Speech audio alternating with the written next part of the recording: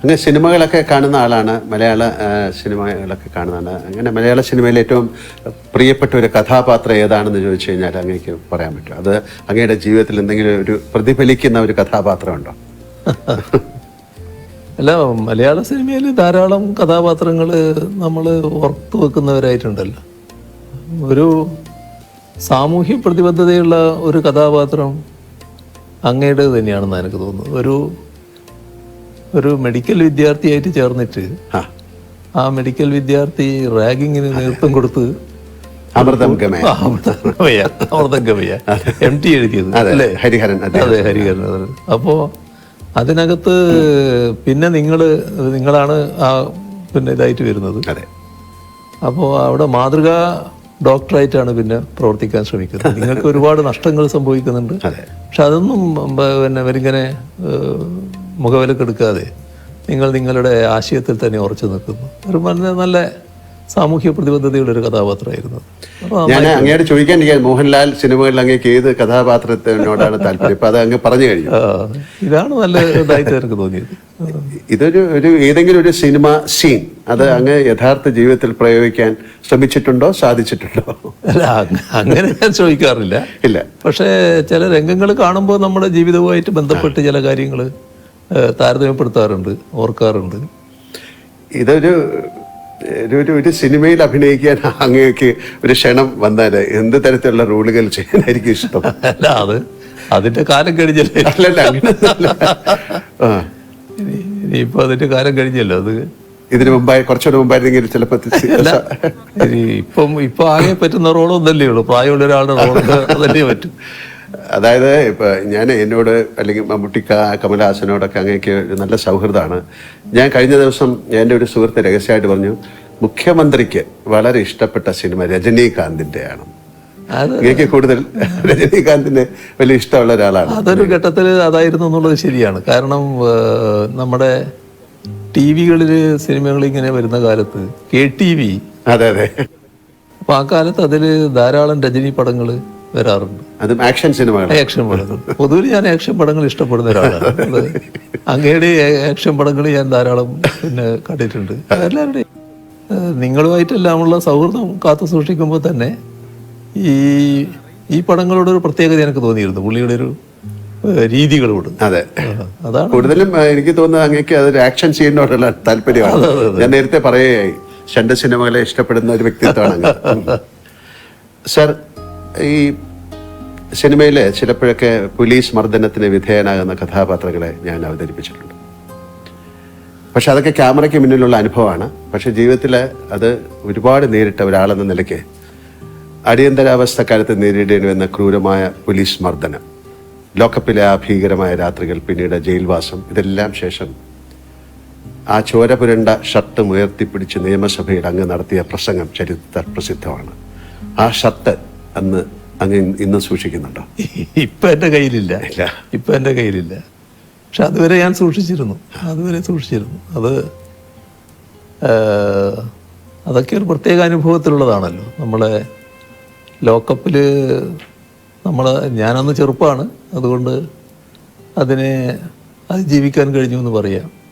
പക്ഷെ നമ്മുടെ അടിച്ച് തോല് പൊളിക്കുക എന്ന് പറയുന്നില്ലേ, എൻ്റെ ഈ ശരീരത്തിൻ്റെ തൊലി പൊളിഞ്ഞു പോയിരുന്നു. ഈ അടി കൊണ്ടിട്ട് നീര് കെട്ടിയിട്ട് അതിൻ്റെ ആ തൊലി പോയിട്ട് വേറെ തൊലി വന്നിരുന്നു. അങ്ങനത്തെ ഒരു അവസ്ഥയുണ്ടായിരുന്നു.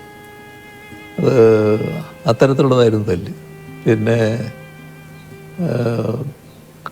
ഈ ഒരു മിന്നലിങ്ങനെ വരും. ഈ അടി ഈ ഭാഗത്തൊക്കെ കൊണ്ടാൽ കണ്ണിൽ ഒരു മിന്നുന്ന പോലെ തോന്നും. അങ്ങനെയൊക്കെയുള്ള തല്ലായിരുന്നു അത് വളരെ വളരെ കടുത്ത മർദ്ദനായിരുന്നു. അല്ല, ആഭ്യന്തര വകുപ്പിന്റെ ചുമതലയുള്ള മുഖ്യമന്ത്രിയായി ഭരണം നടത്തുമ്പോൾ അന്ന് പോലീസ് മർദ്ദനമേറ്റ് കിടന്ന 28-29 വയസ്സുകാരൻ ഓർമ്മയിൽ വരാറുണ്ടോ? കാര്യം ശരീരത്തിലെ മുറിവിനേക്കാൾ വലിയ പോറലുകൾ അന്ന് മനസ്സിലേറ്റിട്ടുണ്ടെന്ന് നിങ്ങൾക്കറിയാം. ആ മാനസികാവസ്ഥ ഇന്ന് തിരിഞ്ഞു നോക്കുമ്പോൾ എങ്ങനെയാണ് അങ്ങ് വിലയിരുത്തുന്നത്? അല്ല, അത്തരം ഒരവസ്ഥ ഉണ്ടാകാതിരിക്കുക എന്നുള്ളതാണ് പൊതുവിൽ ഞാൻ ആഗ്രഹിക്കുന്നത്. അതുകൊണ്ട് തന്നെ ലോക്കപ്പിലുള്ള മർദ്ദനത്തോട് ഒരു ദയയും കാണിക്കാറില്ല. അത്തരം ഉദ്യോഗസ്ഥരോട് കടുത്ത സമീപനം സ്വീകരിക്കുന്ന നിലയാണ് സ്വീകരിച്ചു പോകാറ്. ഏതെങ്കിലും തരത്തിൽ ഒരു ലോക്കപ്പ് മർദ്ദനത്തിൻ്റെ ഭാഗമായിട്ട് ഒരാൾ മരണപ്പെട്ടു എന്നൊരു കേസ് വന്നാൽ നമ്മളത് ഇവിടെ പോലീസ് അന്വേഷിക്കാൻ പാടില്ല എന്നുള്ള നില തന്നെ എടുത്തിരിക്കുക. അത് ഉടനെ CBIക്ക് കൊണ്ടുവന്നതാണ്.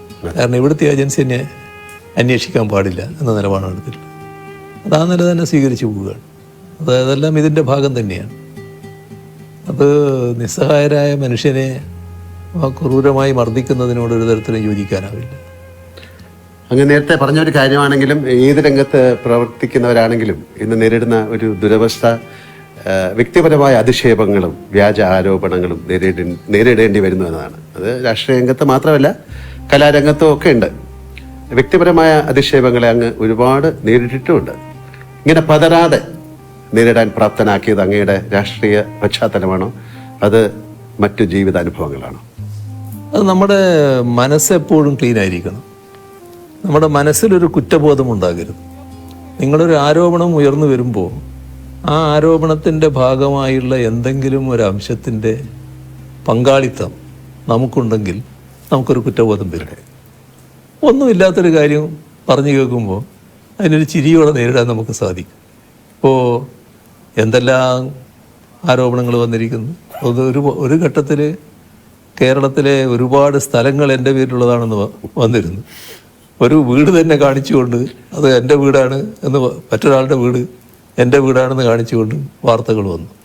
ആ വീട്ടുടമ തന്നെയാണ് എന്നെ അറിയിക്കുന്നത്, ഇതെൻ്റെ വീടാണ്, നിങ്ങളുടെ വീടല്ല, ഇങ്ങനെയാണ് വാർത്ത വന്നിട്ടുള്ളത്. പിന്നെ സിംഗപ്പൂർ കമല ഇൻ്റർനാഷണൽ അങ്ങനെ ഒരു കമ്പനിയുണ്ട്. ഇങ്ങനെയുള്ള ഒരുപാട് വാർത്തകൾ. അപ്പോൾ അതൊന്നും നമ്മളെ ബാധിക്കുന്നില്ല, ഒരു തരത്തിലും ബാധിക്കേണ്ട കാര്യമില്ല. അതിന് എന്നെ പ്രേരിപ്പിക്കുന്ന കാര്യം എന്താന്ന് പറഞ്ഞാൽ, അല്ലെങ്കിൽ എന്നെ അങ്ങനെ ഒരു രൂപത്തിലേക്ക് എത്തിക്കുന്നത്, തെറ്റുകൾ നമ്മൾ ചെയ്യരുത്. എൻ്റെ പൂർണ്ണമായ വിശ്വാസം ഇതേവരെയുള്ള എൻ്റെ ജീവിതത്തിൽ എന്തെങ്കിലും തരത്തിലുള്ള ഒരു തെറ്റ് ഞാൻ ചെയ്തു എന്ന് എനിക്ക് ബോധ്യമില്ല. അതുകൊണ്ട് തന്നെ എനിക്ക് നല്ല രീതിയിൽ മുന്നോട്ട് പോകാൻ പറ്റും. പക്ഷേ നമ്മുടെ സമൂഹത്തിൽ വലിയ തെറ്റായ ധാരണകൾ നിലനിൽക്കുന്നുണ്ട് നമ്മൾ കാണണം. ഇപ്പോൾ ഒരു അനുഭവം ഞാൻ പറഞ്ഞാൽ, മുൻപ് അന്ന് ഞാൻ മന്ത്രിയൊന്നുമല്ല, ഞാൻ പിന്നെ പാർട്ടിയുടെ ഒരു പ്രധാനിയായിട്ട് നിൽക്കുന്ന കാലമാണ്. അങ്ങനെ ഒരാൾക്ക് ഒരു ട്രാൻസ്ഫർ വേണം. ഒരാളുടെ മകനാണ്, പാവപ്പെട്ടൊരു മനുഷ്യനാണ്. അയാൾ എൻ്റെ അടുത്ത് വന്നു. ഞാനത് ബന്ധപ്പെട്ട ആളെടുത്ത് പറഞ്ഞു കൊടുക്കാമെന്ന് പറഞ്ഞു. അങ്ങനെ ഒരു ഇടയ്ക്ക് നാട്ടിൽ ചെല്ലുമ്പോഴാണ് ഇത് വരുന്നത്. ഇദ്ദേഹമാണെങ്കിൽ ഞാനുമായിട്ട് വളരെ അടുത്ത ബന്ധമുള്ള ആളാണ്. എനിക്ക് വീട്ടിലെത്താൻ വേണ്ടി ചിലപ്പോൾ പുഴ കടന്നു പോകണം. ഇപ്പോൾ രാത്രി ഇപ്പോൾ ചിലപ്പോൾ 11 മണി വന്ന് അങ്ങനെയൊക്കെ ആയിട്ട് വരുമ്പോൾ ഇദ്ദേഹത്തെ പോയി വിളിച്ചിട്ട്, ഇദ്ദേഹമാണ് തോണി എന്നാണ് നമ്മൾ പറയുക, വഞ്ചിക്ക്, ആ തോണിയിൽ ഇങ്ങോട്ട് കടത്തുന്നത്. അങ്ങനെ ബന്ധമുള്ള ഒരാളാണ്. ചെറുപ്പം മുതലേ എന്നെ അറിയുന്ന ആളാണ്.